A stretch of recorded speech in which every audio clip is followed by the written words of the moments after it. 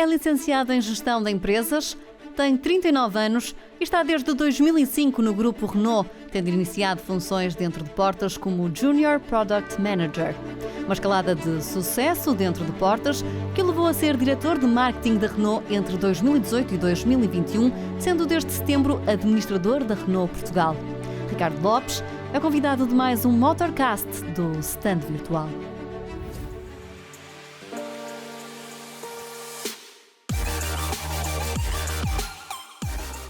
Bem-vindos a mais um Motorcast do Stand Virtual. Hoje temos o prazer de ter aqui Ricardo Lopes, o CEO da Renault Portugal, connosco. O Ricardo tem 40 anos de idade, tem uma vastíssima experiência de mercado, particularmente ligado mais à área das vendas. Se as minhas notas não falham, há 16 anos na Renault, que já é uma longa história, não é? Antes de mais, Ricardo, muito obrigado por teres vindo. Muito obrigado pelo convite. Ou seja, ele tem aqui um ponto até de cruzamento comigo. Eu vivi um ano em Espanha, ele viveu 3, ou seja, mais experiência de Espanha. Se calhar o teu castelhano é melhor do que o meu, seguramente, não é? Na altura, trabalhando a marca da Dacia, não é? Exatamente. Enquanto brand manager. Neste momento, é o diretor da marca em Portugal, depois de 3 anos como diretor de marketing, que era no contexto em que nós nos conhecíamos anteriormente. Mas antes de entrar nos automóveis, e é aqui que falamos para o nosso público em geral e também para muitos profissionais que gostam de ver a evolução que está a acontecer no setor automóvel, e temos que reconhecer que claramente a Renault é uma marca icónica em Portugal, desde as suas origens o grande fornecedor, e nesse sentido tudo o que se passa na Renault acho que influencia largamente o mercado nacional. Mas antes disso vou começar aqui tipo um BI, que aqui a minha equipa de marketing, particularmente o Ricardo, gosta que eu faça, que é da praxe, 3 perguntinhas. Às vezes uma, não sei se tens obrigado aqui a ligar-te a tudo, mas claramente ligado ao carro. Ou seja, a primeira pergunta para ti é: lembras-te bem qual foi o primeiro carro que tu tiveste? Lembro-me bem, não foi um Renault. Não foi no Renault, claramente. Foi um Volkswagen Polo, o meu primeiro carro. Não era um G40, não? Não era um G40. Eram 75 cavalos. Mas era um carro, mas eram 3 portas ou era... Eram 5 portas. Eram 5 portas, lembro-me bem. Preto. Um autêntico clássico. Olha, e o que é que tu achas em termos de... Quando olhas para os automóveis, de forma icónica, independentemente da marca ou não, mas se for na marca, com certeza também que sim, o que é que achas que foi o melhor carro já alguma vez construído? Pergunta difícil. Aí eu se calhar vou remeter à Renault. Claro.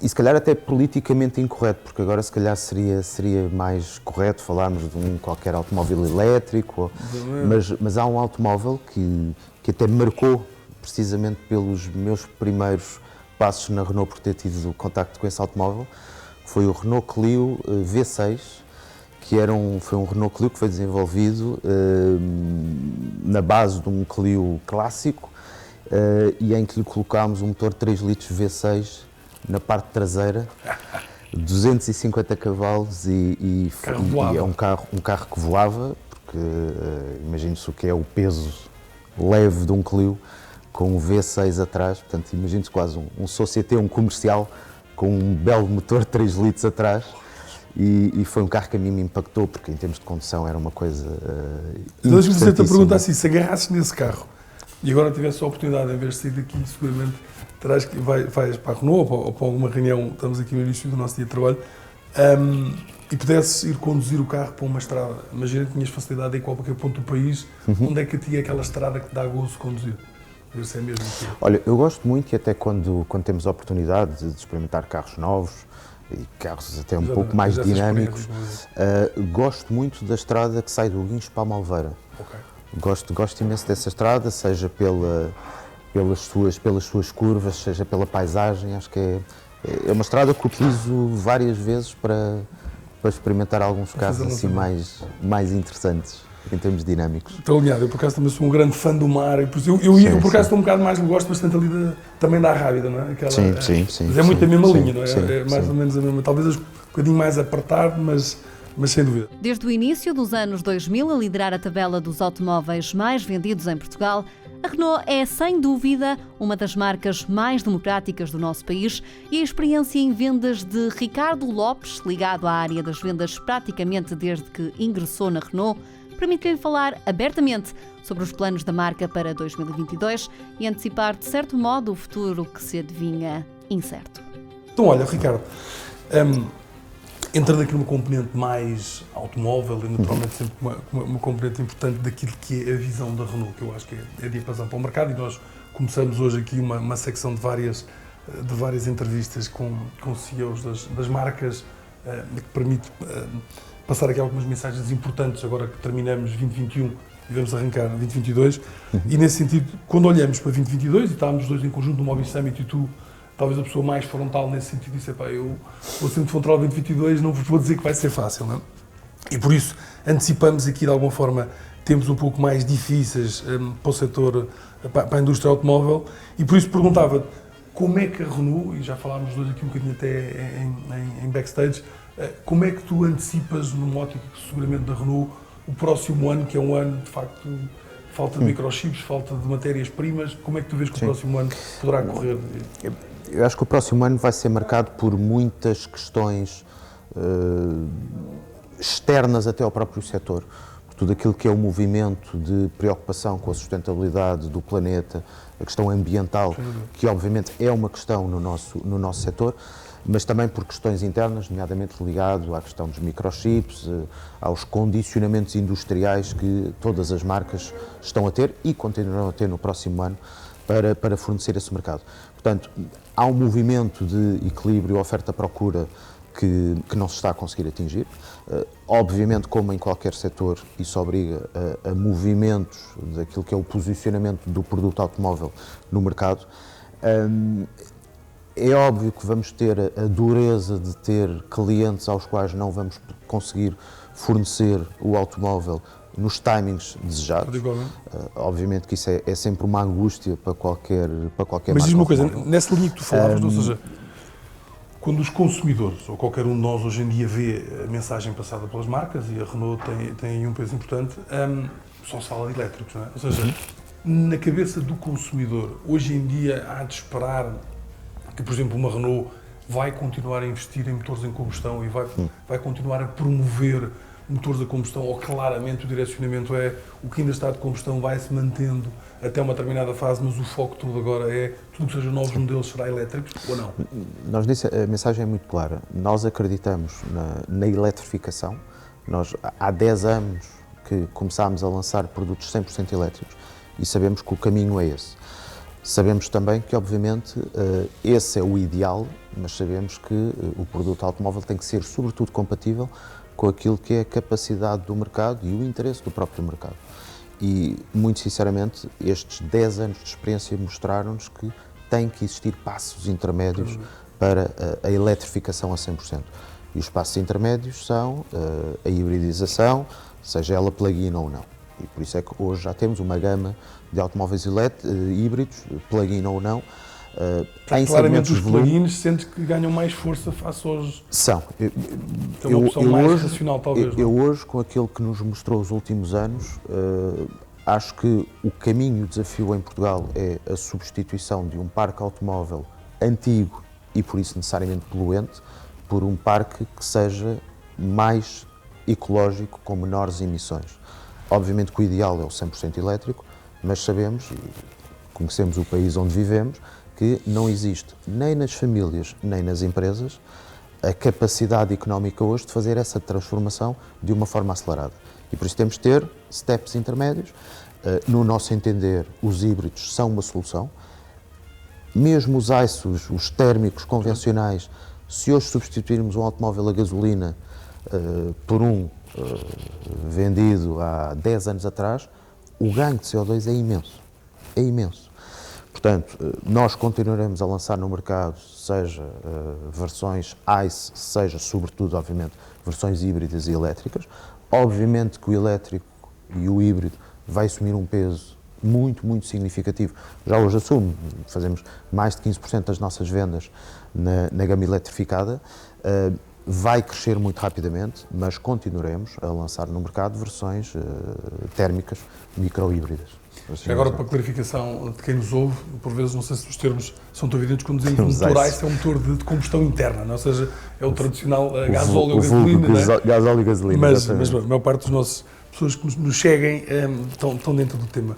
Mas eu aí pegava num assunto, e nós também, já agora, até neste contexto, tivemos o Mobile Summit e desenvolvemos um estudo aprofundado Algo que saiu de uma forma muito evidente é, claramente, no estudo sai uma preocupação aprofundada dos consumidores em relação aos elétricos, mas, simultaneamente, sai ainda fortes elementos de desconhecimento à volta disto. Eu lembro que tu dizias, nós há 10 ou 15 anos que andamos a falar nisto e ainda hoje há enormíssimas dúvidas nos consumidores. Não é? E a pergunta que eu te fazia aqui, o que é que também os próprios fabricantes ainda podem fazer mais, não é? Em termos de reduzir algum desconhecimento que existe por parte do consumidor, se calhar conseguir promover mais a experiência do elétrico e ultrapassar algumas barreiras. Como é que tu vês que, enquanto indústria, nós podemos resolver? Seguramente a Renault e nós também, enquanto Stand Virtual, temos aqui responsabilidades nessa matéria. Sim, eu acho que tu tocaste na palavra-chave, que é a experiência. Efetivamente, a utilização de um automóvel elétrico, e por utilização falo não apenas da condução, mas toda a experiência de carregamento, é algo que verdadeiramente tem que ser vivido. E nós insistimos muito nessa tónica de, obviamente, que todas as nossas equipas comerciais estão formadas a fazer toda a descoberta de necessidades e o argumentário das próprias vantagens do veículo elétrico, mas há uma tónica onde insistimos, que é a experiência de condução e a experiência de carregamento, porque, como em qualquer nova tecnologia, há muitos mitos. Eu estava, uma vez entrevistavam-me e diziam-me, mas você precisa mais de carros, eu se deixar o carro durante a noite e não carregar é como os telemóveis, eu posso chegar de manhã e o carro já não tem bateria, ou seja, sim, há dúvidas, não é? Há imensos mitos e nós assistimos muito a isso quando fazemos uma campanha ou um post nas redes sociais. Aquilo que assistimos nos comentários é impressionante. É impressionante aqui um trabalho dos mitos que existem. Bom, sabemos tudo o que é o fenómeno nas redes sociais, mas verdadeiramente há muita má informação. Há muita má informação, fenómeno de redes sociais, mas eu aí assumo verdadeiramente que a responsabilidade é no limite das marcas.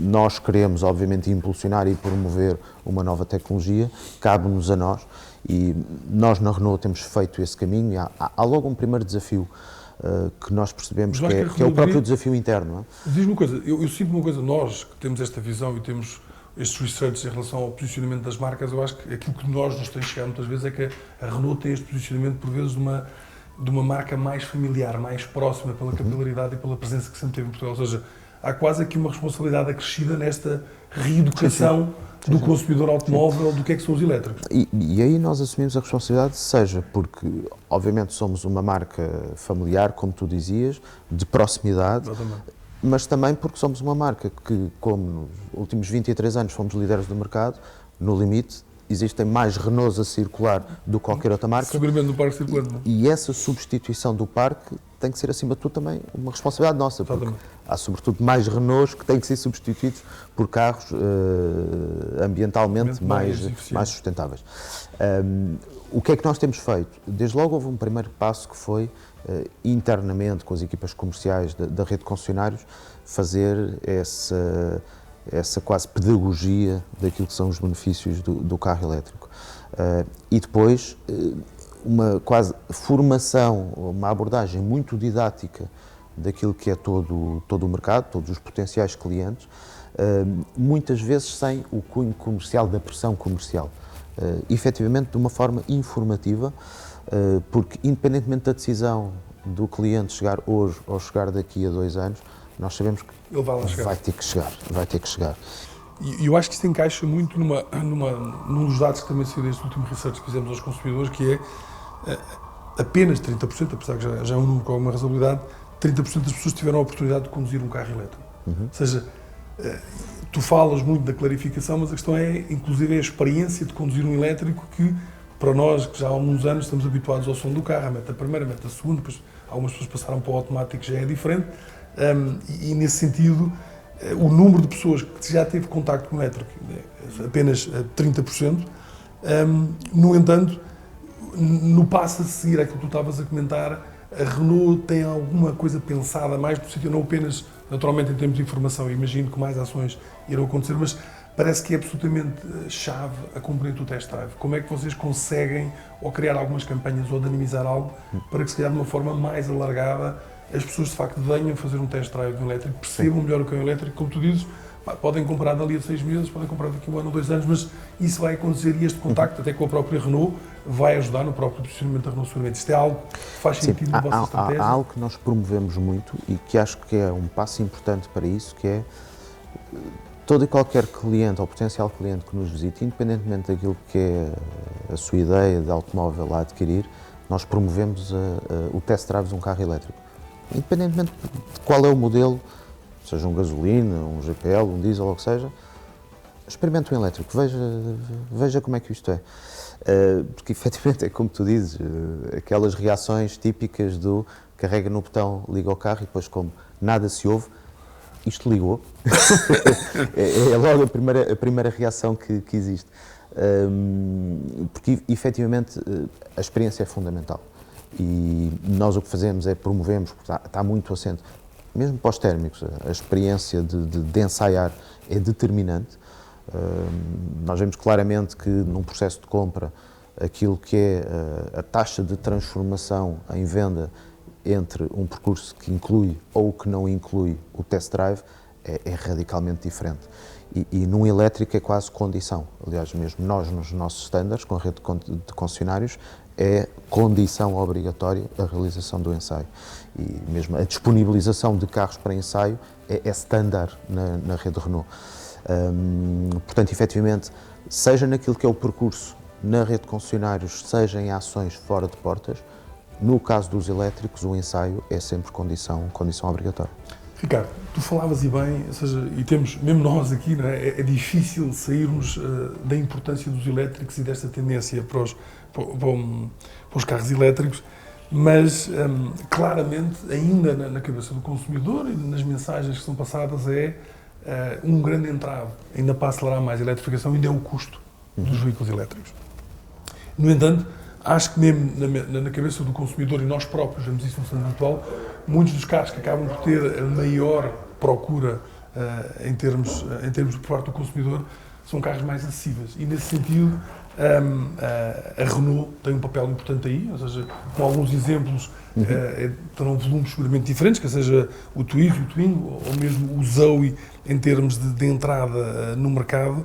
No entanto, a questão é, por vezes, nesse tipo de carros, às vezes a autonomia depois também não dá aquele salto. Ou seja, a pergunta é, a Renault, de facto, acho eu, tem feito aqui um posicionamento e um esforço para facilitar esta eletrificação com modelos de entrada mais acessíveis para as famílias portuguesas. Há que esperar aqui, de facto, uma melhor relação preço-autonomia para que no futuro ainda ser mais possível as famílias portuguesas terem um carro elétrico? Sim. Aí permite-me, antes de responder diretamente, dizer que, para nós, o desafio de eletrificação só faz sentido se efetivamente ele for democrático, se ele for acessível, muito mais do que fazermos um carro elétrico com 700 km de autonomia no limite, mas que depois é inacessível, não é o conceito da nossa marca, como se percebe facilmente. Portanto, nunca foi, desde o início, nunca foi, não será.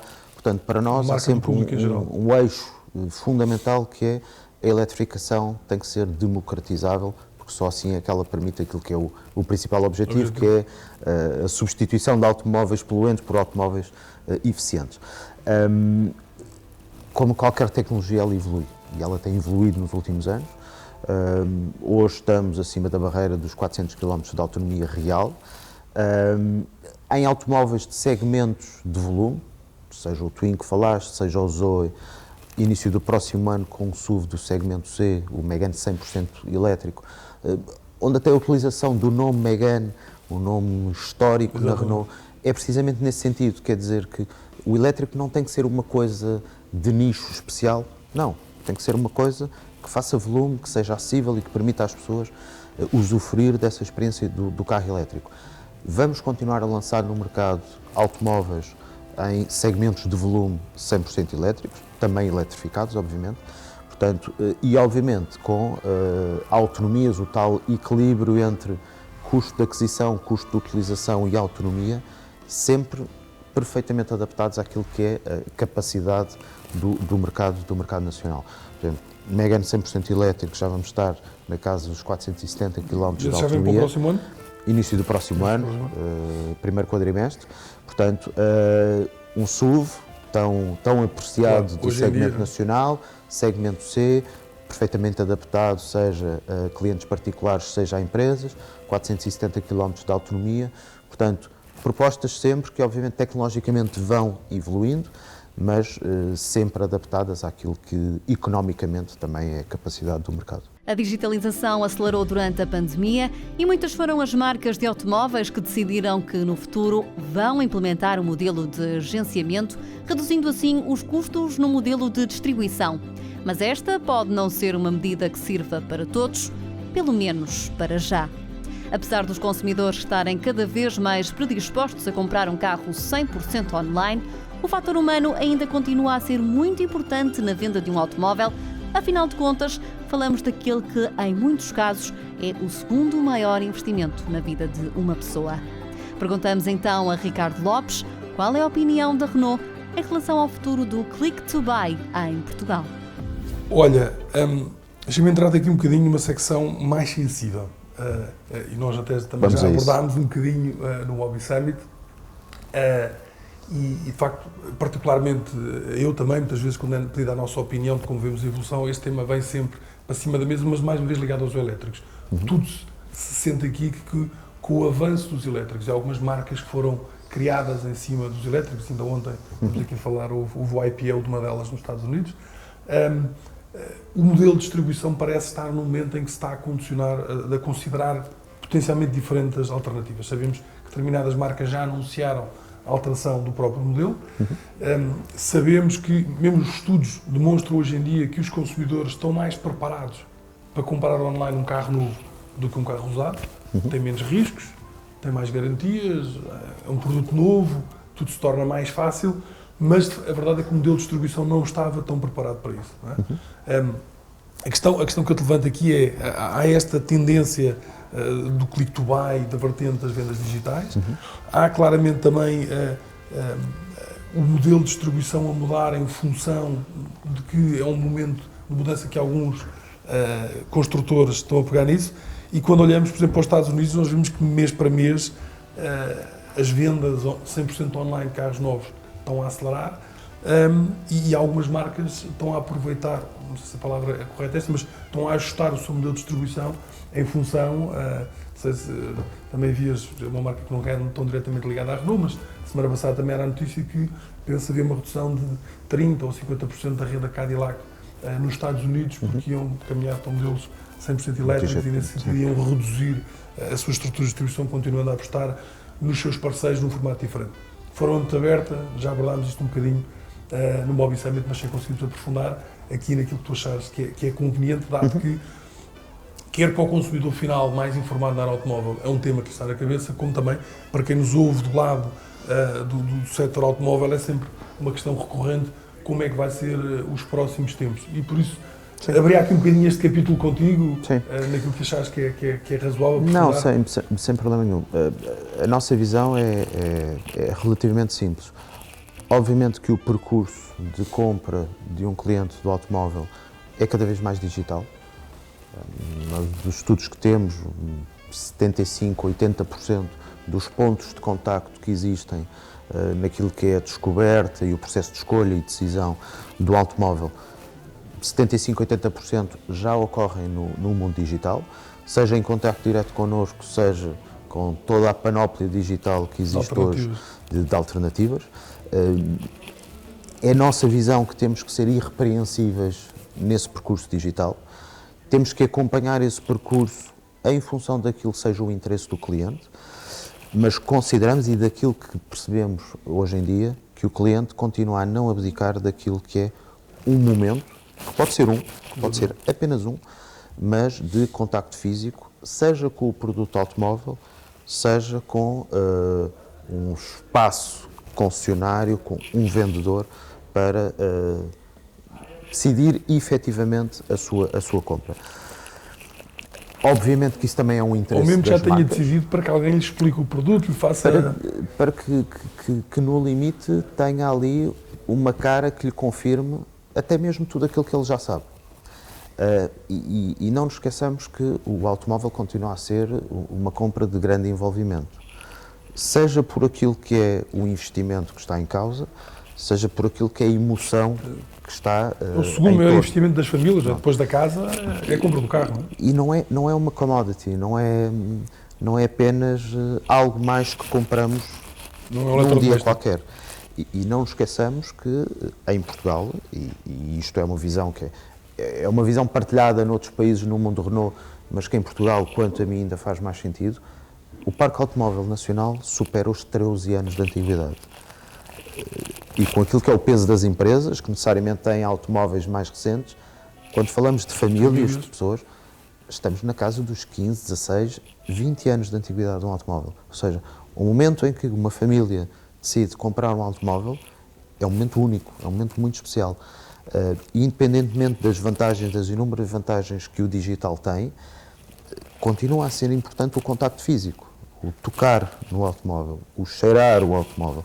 Quando falamos daquilo que é substituir um automóvel com 13, 14, 15 anos por um automóvel atual, é todo um mundo de diferenças. Estamos a falar de Mas deixa-me fazer-te uma pergunta, Ricardo. Tu que tens uma experiência muito aprofundada em toda esta área de vendas, não é? Recentemente mais ligado também à área de marketing, estarás consciente de que, de facto, aquilo que nós naturalmente, mais no formato inglês, chamamos digital retailing, tem alguns níveis de complexidade que às vezes parecem simples de resolver, mas não são. Como seja, a pessoa quando quer comprar o carro, pensa logo, então, e a retoma do meu carro?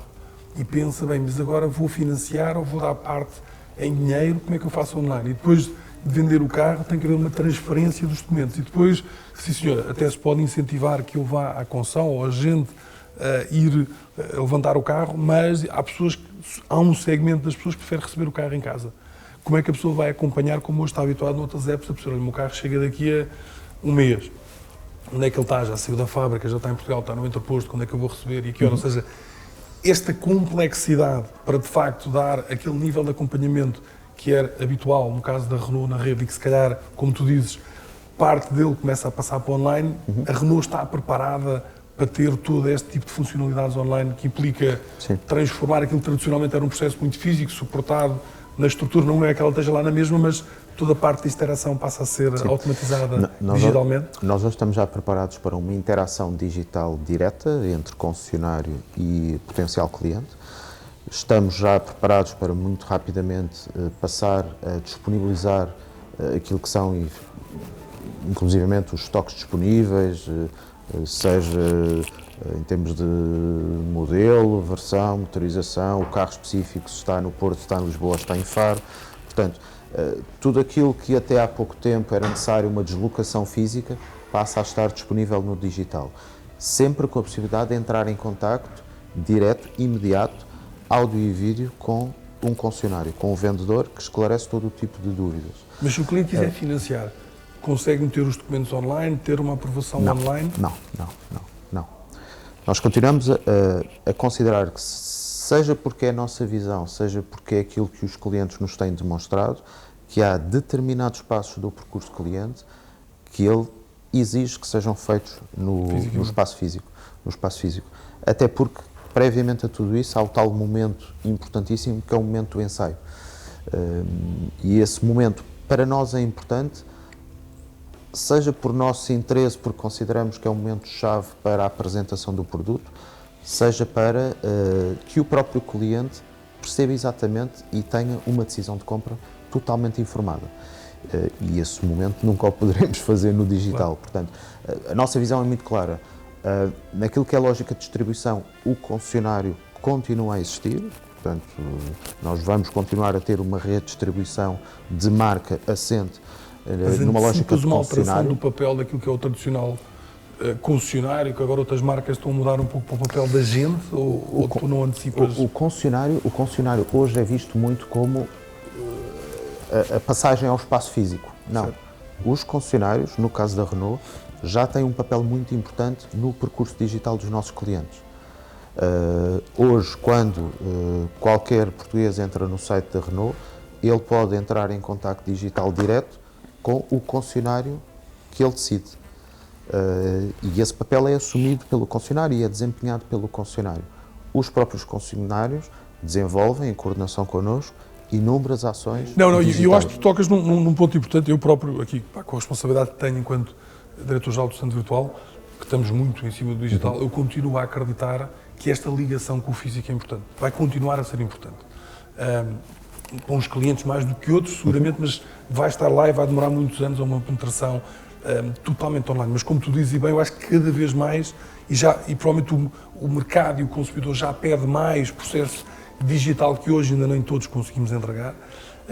Mas há aqui um ponto-chave, eu sentia muito isso nos Estados Unidos e por isso o sucesso de algumas operações, e às vezes se fala dessa transformação que é, não é que os concessionários ou os agentes não continuem a existir, mas por vezes, aquilo que às vezes é bem feito digitalmente, por vezes no momento do contacto físico perde-se. E isso é absolutamente chave. Eu imagino que na vossa preocupação, enquanto também, se calhar na transformação da rede da própria Renault, que já o vai fazendo, é garantir que aquela, se calhar, boa experiência que pode começar a estar a acontecer em diferentes canais no digital, quando a pessoa chega ao físico, é aquilo que se chama uma seamless experience. Então, se a pessoa chega lá e sente um alinhamento entre a pessoa sabe que vem, qual é o carro que já procurou, se já fez um pedido de financiamento, se por acaso tinha uma retoma, vai tratar ali fisicamente, mas o cliente não chega lá, agora tem que começar tudo de volta outra vez. Sim. Para não ser muito maçador, mas explicar um bocadinho o que é muito importante. O que é o percurso. Temos de transformação. Por exemplo, no caso da Renault, a experiência tal qual nós a vemos é que, efetivamente, no mundo digital, o cliente consiga aceder tudo para definir o seu processo de compra. Isto passa por, obviamente, toda a informação produto, toda a informação do posicionamento e condições com que pode aceder ao automóvel, neste caso. Mesmo a avaliação da retoma hoje é possível ser feita em termos digitais, obviamente depois com uma confirmação in loco na concessão se aquilo que foi simulado é efetivamente aquilo que é o carro a dar a retoma, mas hoje é possível, a pessoa coloca as informações do seu automóvel a dar a retoma e tem uma proposta de valorização. E quando chega ao concessionário, efetivamente o que tu dizias, o concessionário está já informado daquilo que foi a simulação, a configuração feita no digital, daquilo que é a retoma que aquele cliente está a propor dar, aquilo que são as suas expectativas para que no momento em que ele chegue, efetivamente há uma continuidade, a tal experiência omnicanal, que não temos aqui rupturas e o voltar a temos que fazer tudo de novo. Portanto, acima de tudo, é aquele chavão, nós, mais do que o digital e o físico, é o phygital, portanto, é uma experiência única que não pode ter descontinuidades. Por exemplo, nós estamos a investir muito naquilo que é a transição entre o mundo fora do automóvel e o mundo dentro do automóvel, para que também aí na utilização do automóvel exista a continuidade, o tal clássico de nós entramos no automóvel, aquilo que é o nosso smartphone é automaticamente replicado para o sistema embarcado no automóvel, porque, sinceramente, acho que a sociedade espera isso. Naquilo que é o processo marca-concessionário, efetivamente essa é a visão. Não existem aqui duas entidades, existe uma experiência abordagem única e uma abordagem única. Sem dúvida. Ricardo, muito obrigado pela tua disponibilidade. Acho muito obrigado, Bill. Foi extremamente interessante. E é neste sentido que terminávamos aqui este Motorcast, em que eu acho que tocámos aqui pontos fundamentais nesta componente, mais olhando para os construtores e com a responsabilidade que a Renault tem em Portugal, no sentido de, e vocês viram, a conversa que nós tivemos teve 80%, 90% centrada em toda a vertente de elétricos, a adaptação da oferta em termos de elétricos, a experiência do utilizador, o conhecimento à volta do produto e depois até o impacto que esta mudança está a ter no modelo de distribuição. E agradeço aqui a frontalidade também do Ricardo, no sentido de que eu acho que ele tem esta visão moderna de que, de facto, a integração do online e do físico é absolutamente fundamental nos próximos anos que vêm. E depois haverá clientes com gradações diferentes. Ou seja, extremamente importante, foi um prazer ter tido aqui o Ricardo connosco nesta abertura deste novo ciclo em termos de Motorcast.